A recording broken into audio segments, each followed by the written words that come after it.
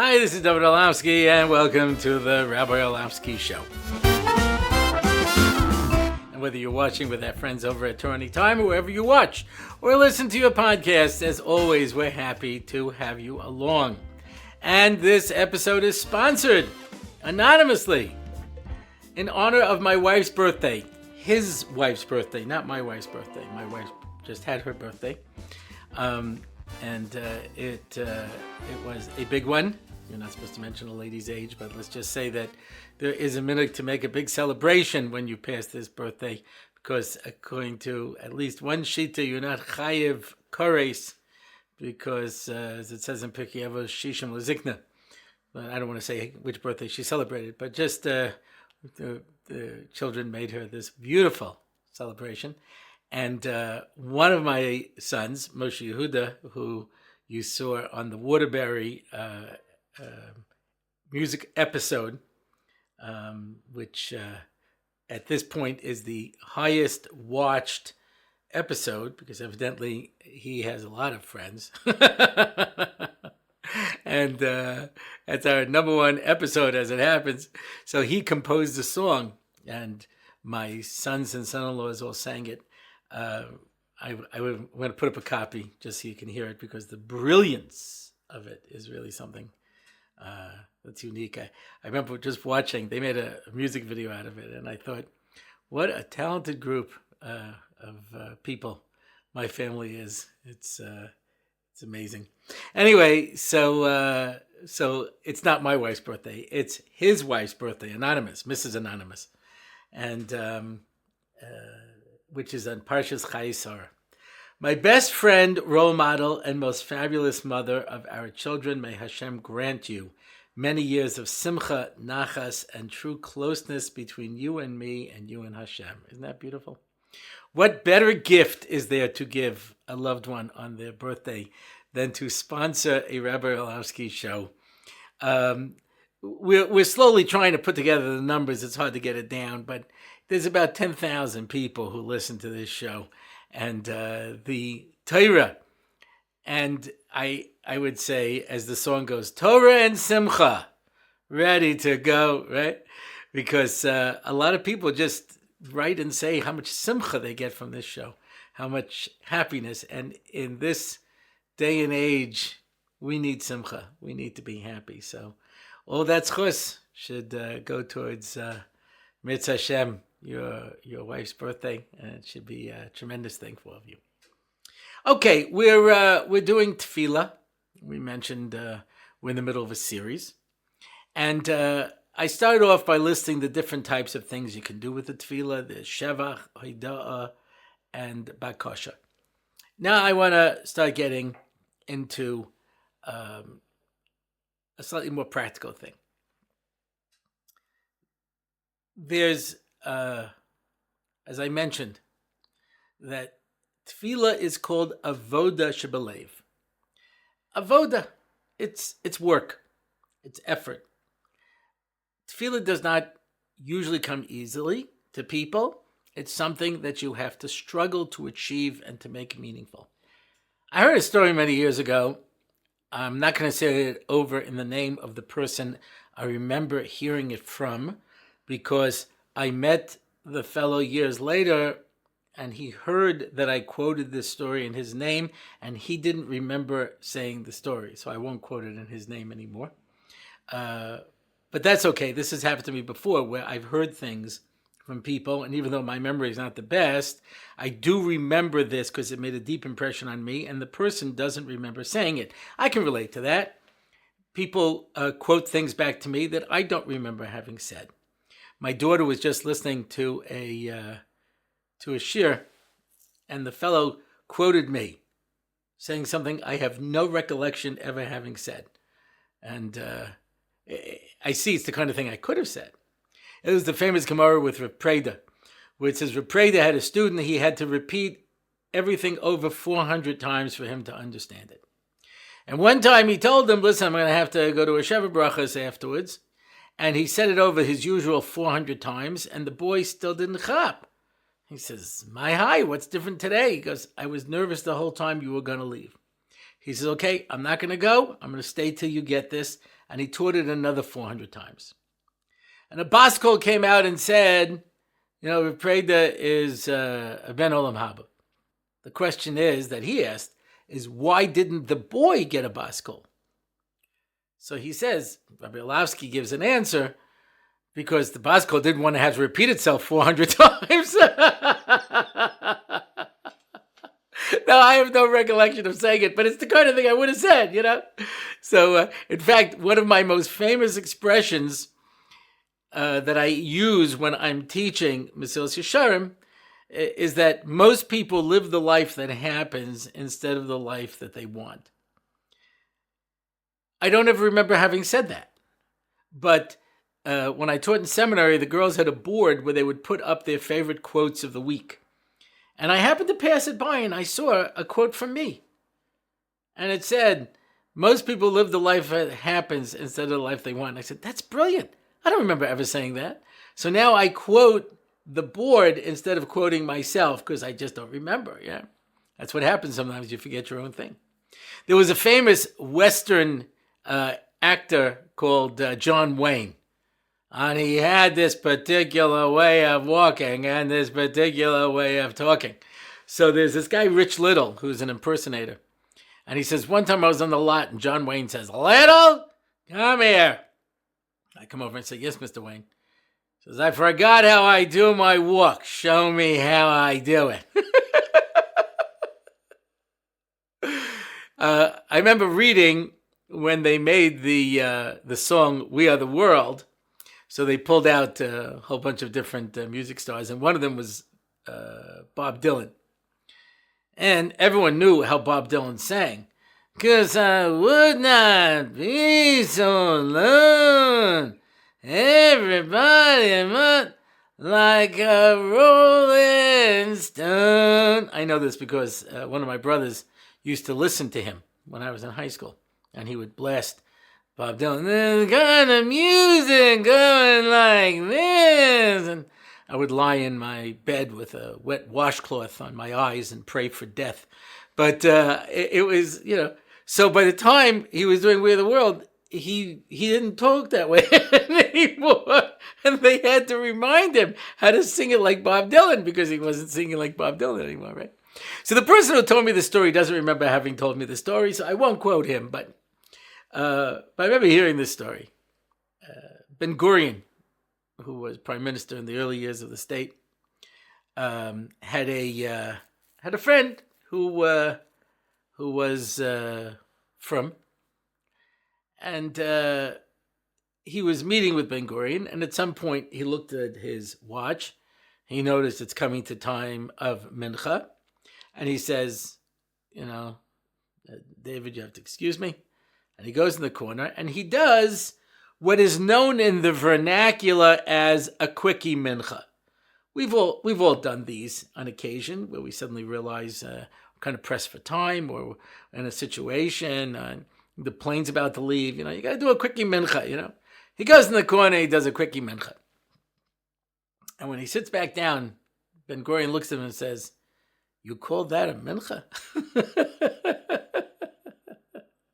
It's a very interesting insight, Ben Gurion famously said when they wanted to recognize reform in Israel, he says, the shul that I don't daven in is Orthodox.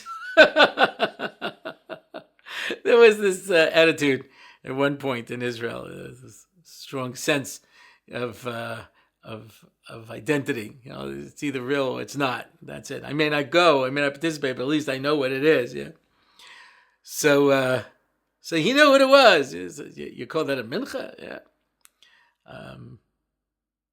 There's a book called Skullcaps and Switchblades about this from fellow who teaches in an inner city school. And he didn't want to wear his yarmulke, so he would wear a cap.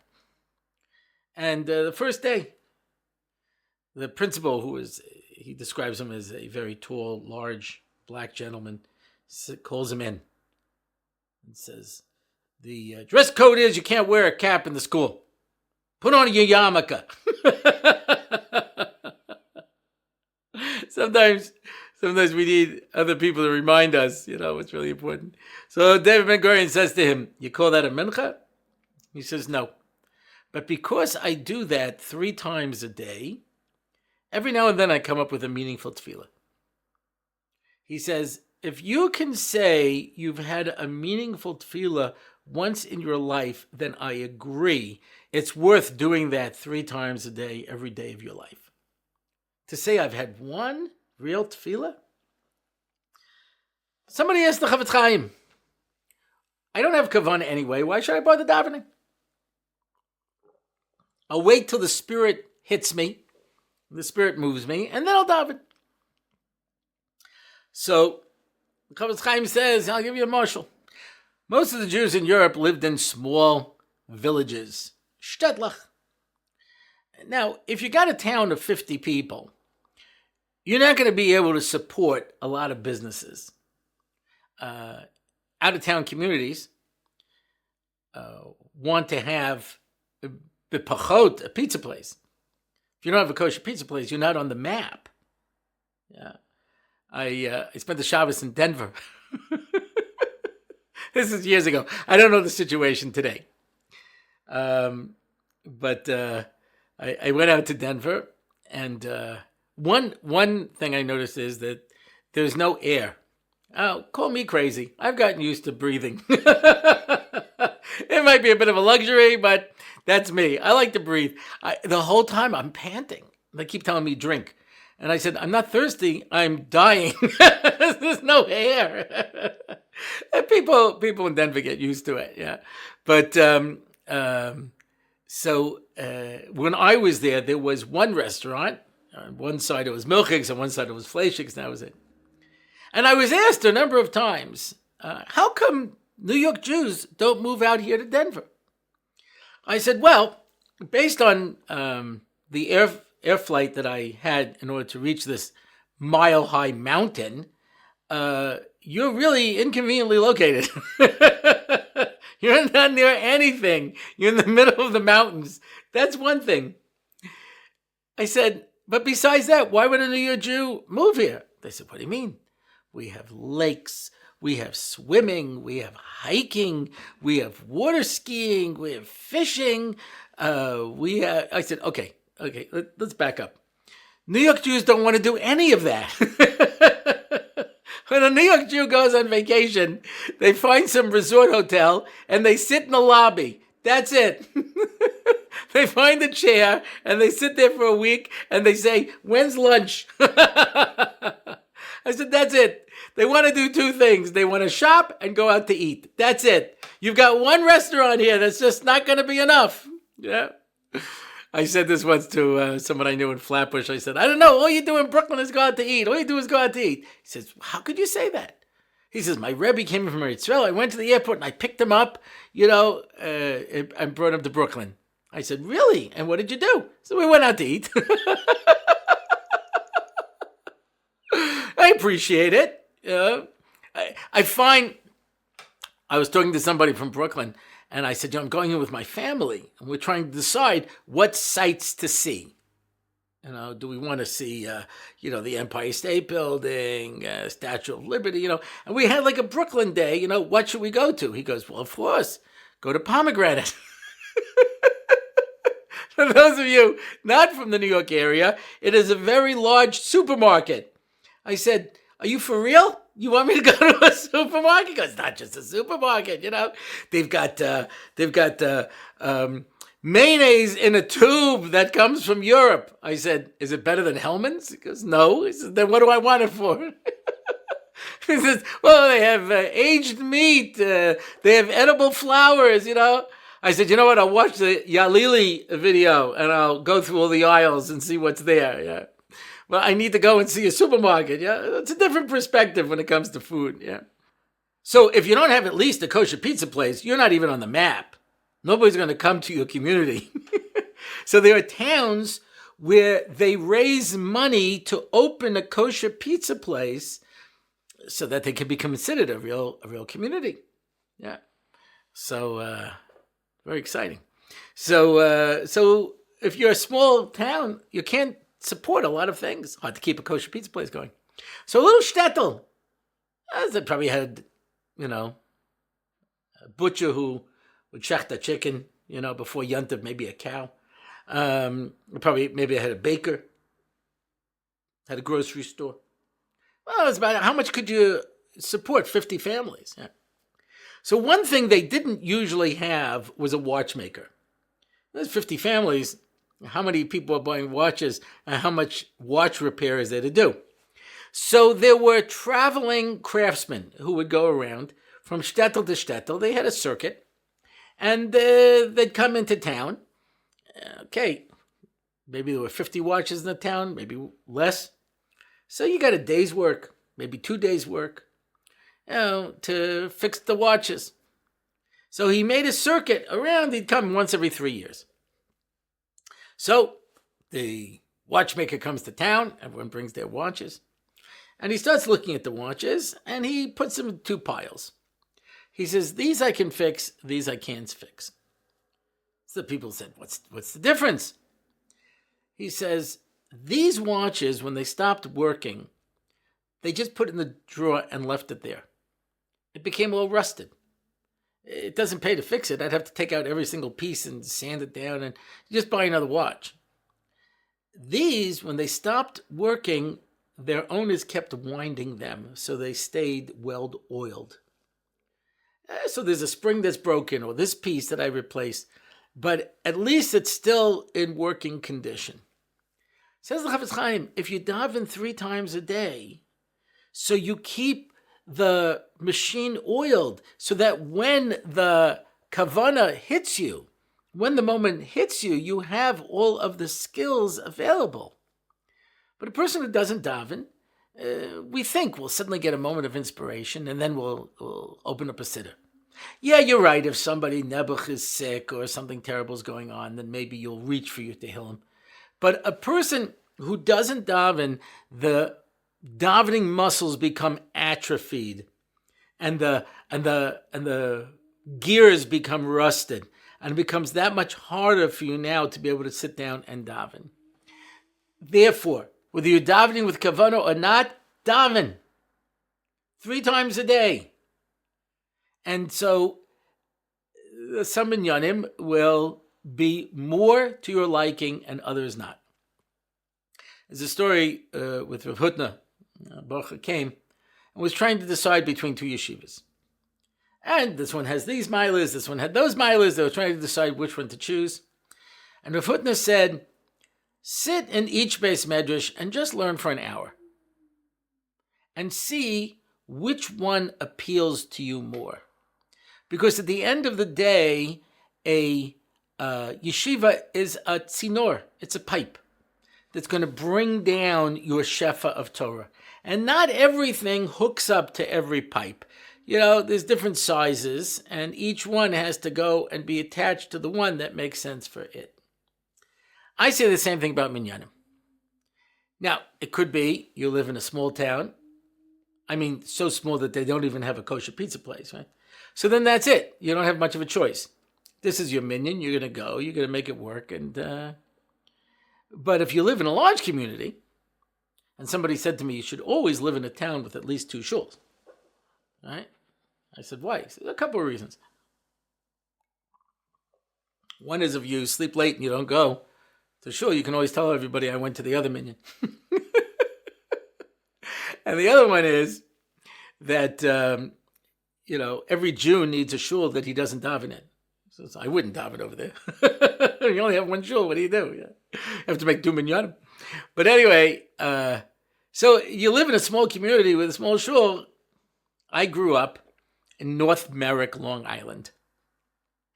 It's amazing. Some people have heard of Merrick.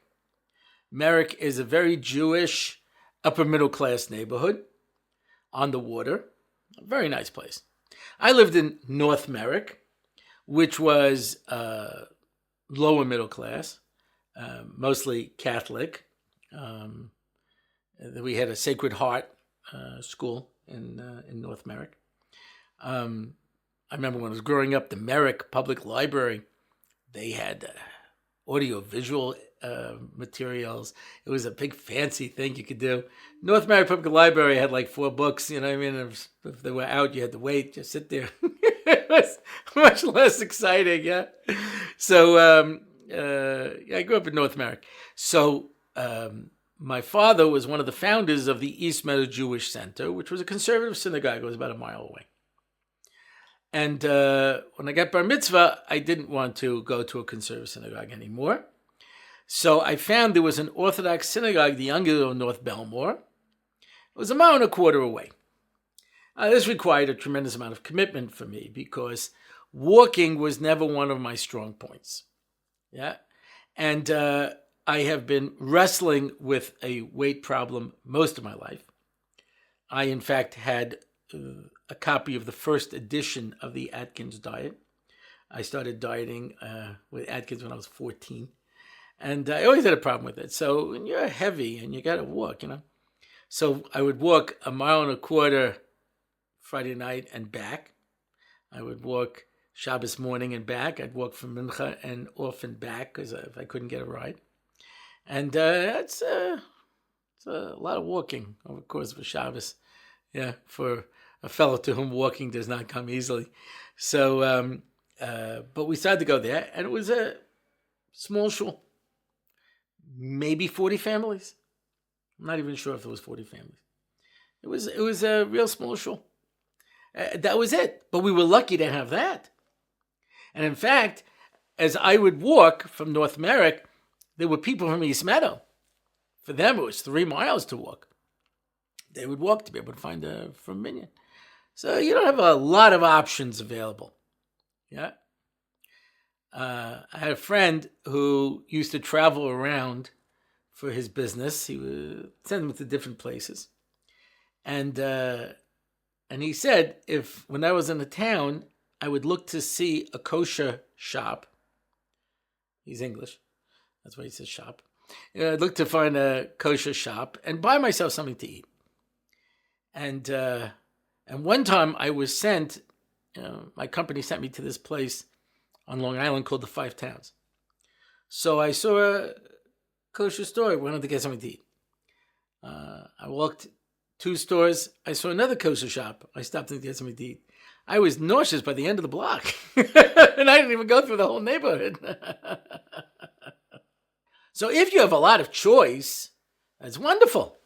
You can try to find a minyan. If you don't have any choice, you don't have any choice. But if you have a lot of choice, you have to decide what minyan works for me. Some people like a minyan that goes very slow, takes a lot of time, gives them a lot of time to say things. They don't want to feel rushed. They feel like they're always going through Psukei Zimra too fast. They don't have time to say all the words. They want to daven slowly. Yeah. Other people do not want to daven slowly. They find it slightly oppressive. They want to daven fast. Whether that's right or wrong is irrelevant. It's just if you put them into a long minyan, they start to go crazy.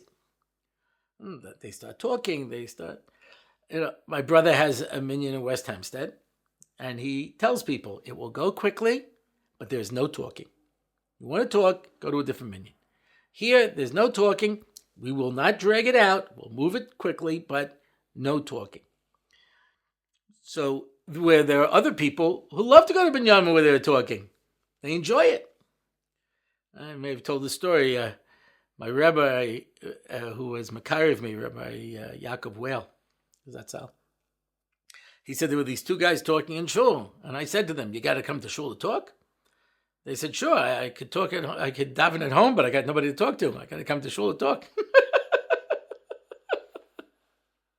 It's a challenge. I find talking in shul gets me crazy. Gets me very upset. Yeah. My brother Gedalia, who lives in Muncie, who's one of my heroes, is a much nicer person than I am. The genes worked out differently in the family. I got a lot of my dad in me. But he's a really, really nice guy. He always was. Anyway, he went to a Gateway Shabbaton, which, Gateways makes these Shabbatonim for from people for inspiration.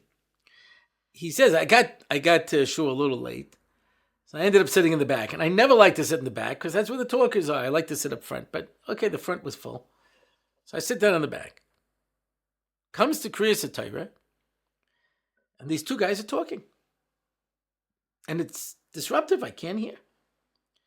So I said, please, I can't hear the laning. They said, okay. A minute later, they start talking again.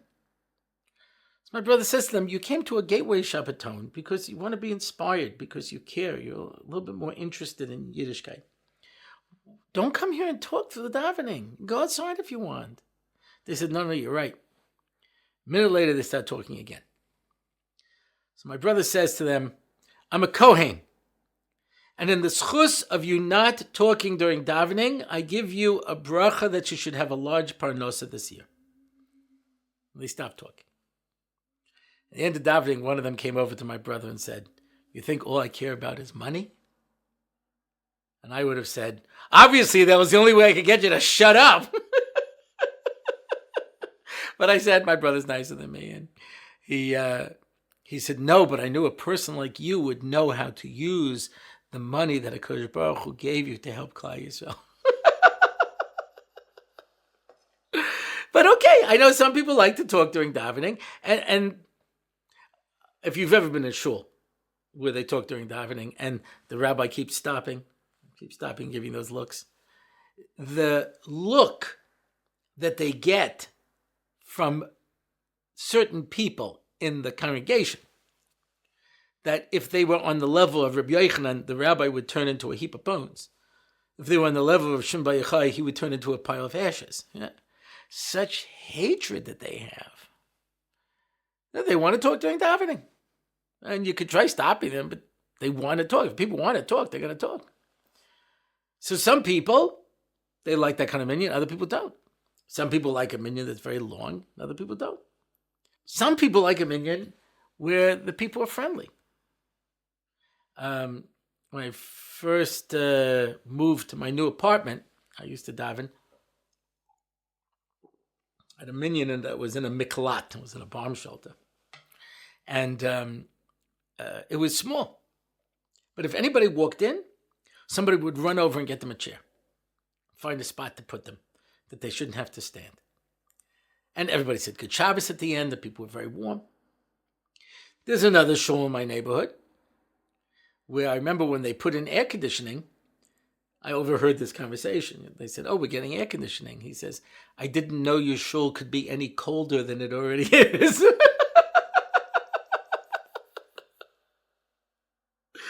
It's an amazing thing. The Rav there was a Kohen, and I'm a Kohen, and in Eretz Yisrael, you duchen every day, twice on Shabbos. I used to daven there during the week on Shabbos. For years, the Rav never said a word to me. Not a hello, not a good Shabbos, not a Shalom Aleichem, nothing. Okay, some people like that. They want to come in, they want to daven. They don't want to be seen. Don't give my name, don't give my identification, don't show my green pass. Here in Israel, they have a green pass if you've been vaccinated. You can get in, I don't want to show my green pass. I don't want to be identified. Other people like it. People say, how are you? What's going on? I have a good friend, Yitzi Shapiro. He's right now working on building a shul. And he says, in America, a shul is your life. People become part of a kehillah. And you have a place to share your simchas, share your tragedies. He says, in Eretz Yisrael, and we're generalizing, but there's two types of people, those who generalize and those who don't. So I'm generalizing. He says, in Israel, people just want a shul to daven. They just go and they daven. And they'll very often go to the closest one. So they don't have to walk too far. And, they'll daven over here. But to seek out a shul that's going to be a part of you, that's why very often your community is your building, or your friends, or your family. But the shul, people don't really have a sense of community. It's a big problem. Rav Bulman Zatzal said to me that this is the worst thing that happened to the American community is that when they started coming on Aliyah, they didn't establish an American Vad that could represent Americans. They got lost in the shuffle. It very often happens, and people try to find a place. I live in Har Nof, and not to cast aspersions on Har Nof per se. Like I say, this happens in a lot of communities. A lot of people don't know each other.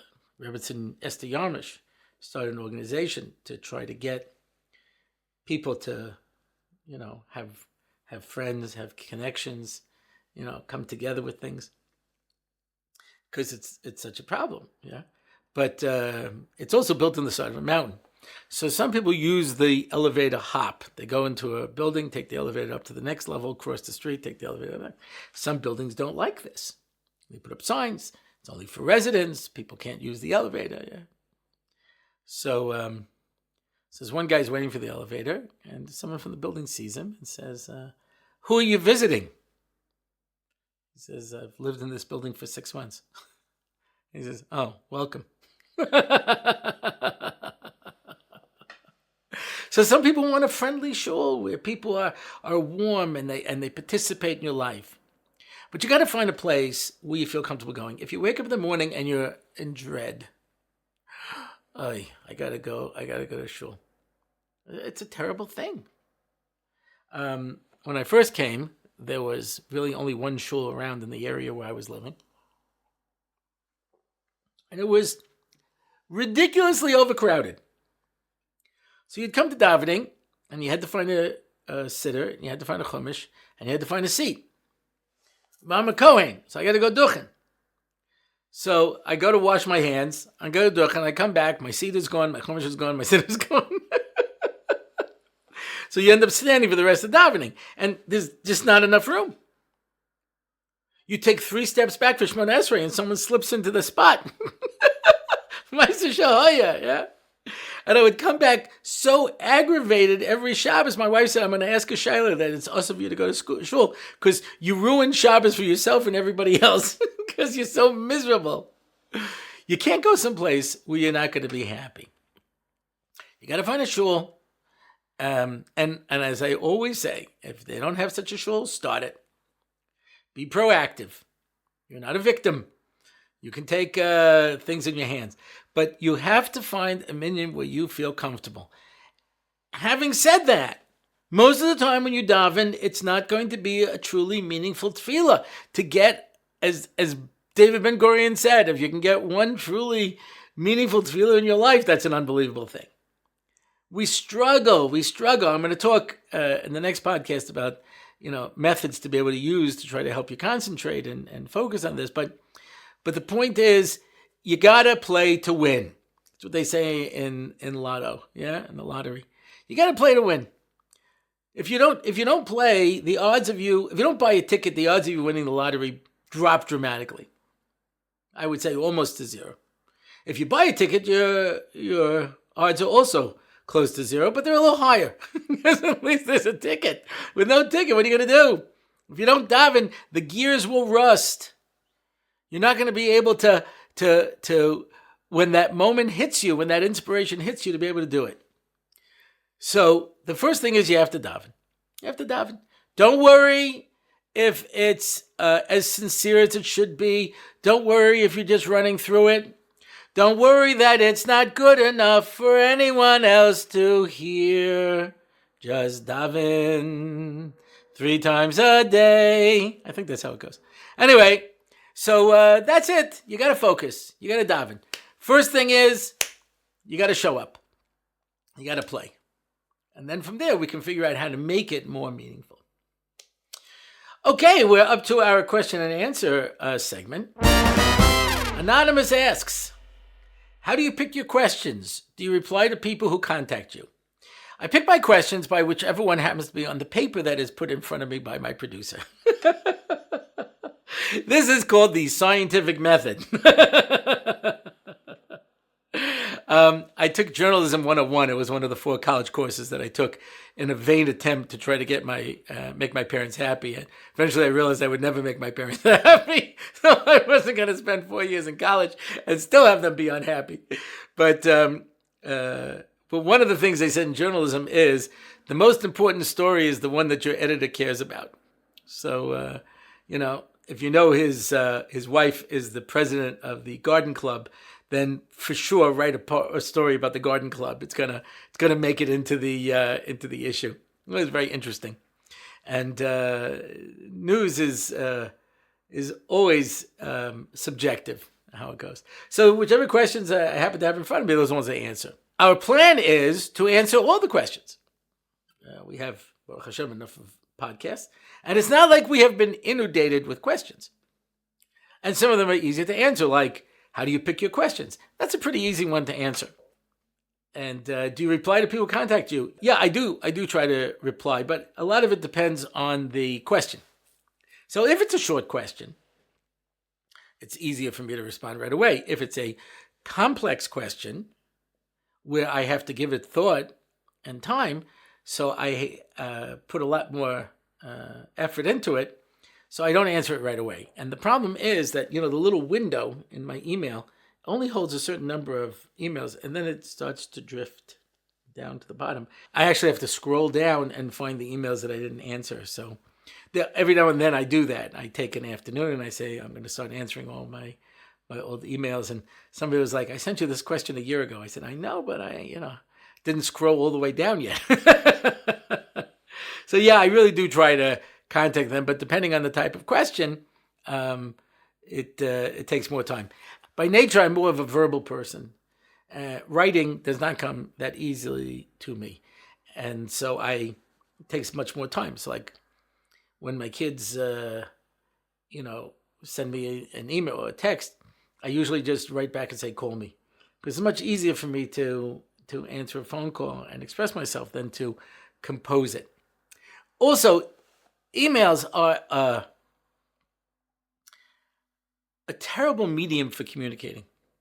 And that's why when you find people get themselves into trouble, it's because they're responding in email talk where it sounds very abrupt.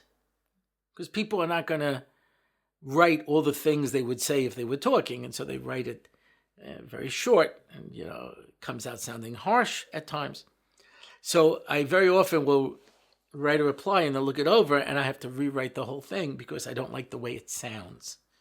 So yeah, I try to answer all of them, but it does take time. Yehuda Kravitz asks, being that you so often use comic characters as a mashal, what are your thoughts on wokeness taking over the comics industry? This is such an excellent question. And I'll give you some background. I basically read comics in the 1960s. For those of you who are comic book aficionados, it was what was called the Silver Age. The golden age of comics was like in the 40s, the Justice Society of America, the old Captain America, things like that, 40s, 50s. And then it died out. And in the 60s, it made a revival. And that's when the Flash went from, Jay Garrick to Barry Allen, and a whole bunch of different characters changed. That's when the Green Lantern became Hal Jordan, as opposed to the old Green Lantern. There were different changes that took place. That was when I read comic books. I was a kid. I escaped into a fantasy existence. It was very good for me, and because reality was not that great. And I used to read these comic books, and I found it very interesting and often educational. They deal with a lot of scientific principles and things from history, and very, very interesting. At some point, I stopped buying comics. Right? Obviously, you reach a certain age. By the time I was a teenager, I was not reading comic books anymore. So my comic book years are a very narrow span of time. As comic books began evolving and including relationship and stuff like that, I would never have read comic books under those circumstances. But I did when they were relatively harmless and it was just, the good guy fighting the bad guy and coming up with some clever way to be able to, for Superman to get Mixopixelix to say his name backwards. That's not easy. Yeah. And other kind of things like this. But those are the kind of things that I read. I didn't really see when they started getting more modern and edgy. Yeah. The edgiest I remember is Spider-Man's best friend was Harry Osborn, who later became Hobgoblin. But he ended up using drugs. He turned to drug use. And I remember it was the first comic book that didn't get the comic book seal of approval. There's some kind of little seal they put on because it was too edgy. That was considered too edgy. So all standards are going today, obviously. So I never read them. But the very fact that you have to turn around these characters and morph them into something else is just terrible. The whole thing is terrible. I'll give you an example. There's this move to make James Bond black, or a woman, or a black woman, or a black trans woman, or an alien. I don't know what. James Bond is British. He's a British, fellow. You want to make a black superhero? There are plenty of them. You want to make a black action hero? What, there were never black action heroes? There were plenty of them. Why don't you make a black action hero? There's not enough black action heroes out there in history. You have to take the white guy and turn him into something else? For what? And I feel that way about everything. Why are you twisting it? It's an amazing thing because, if a white person dresses up like a black person, that's racist. But if you want to take Alexander Hamilton, and everybody from the American Revolution, make them black, that's okay. That you can do it the other way. I don't understand why. Just keep things the way they are. That's the way it is. And I don't know why they would mess around with it. But once comic books started getting into, these kind of personal issues and sexuality and all this kind of stuff, it has no place. Kids should not be reading this.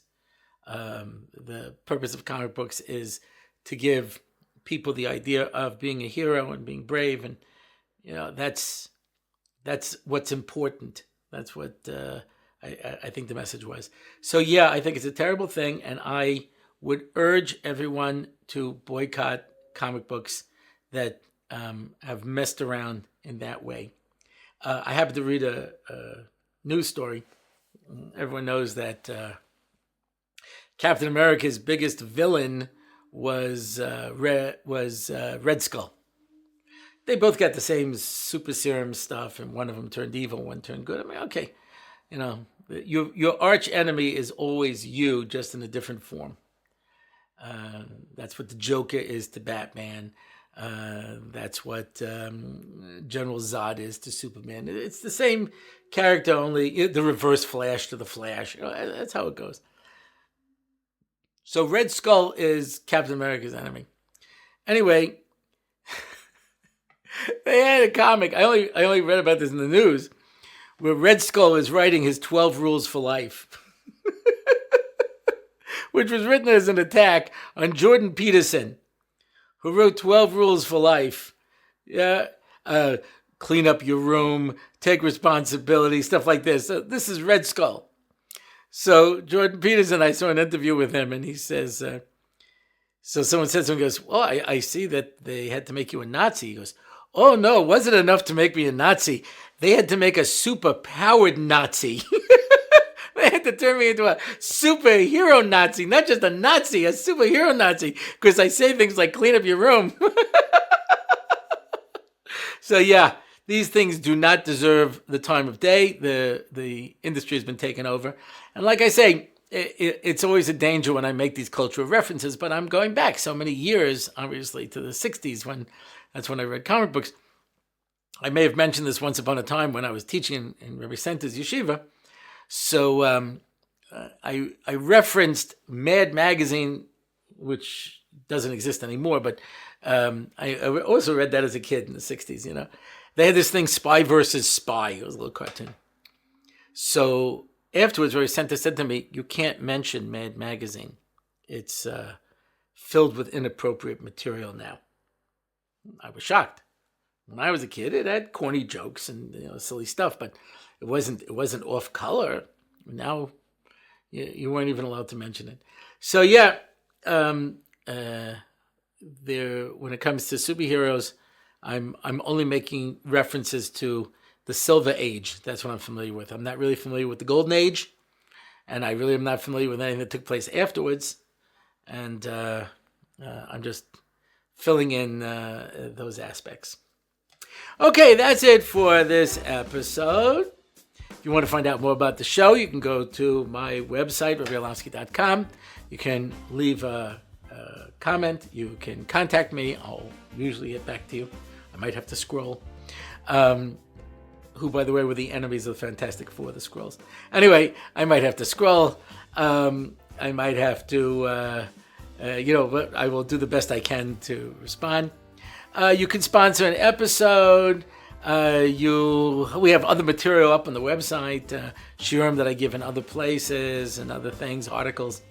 And that's about it. That's it for this episode. I am David Orlofsky, and this has been the Rabbi Orlofsky Show.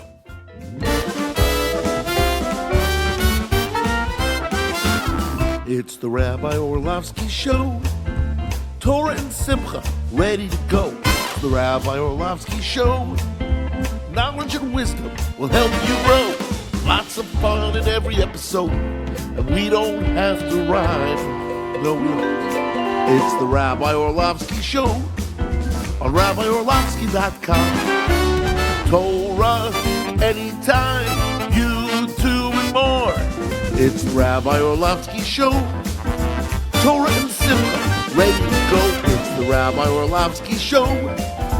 Till next time, till we meet again. It's the Rabbi Orlofsky Show. It's the Rabbi Orlofsky Show. It's the Rabbi Orlofsky Show.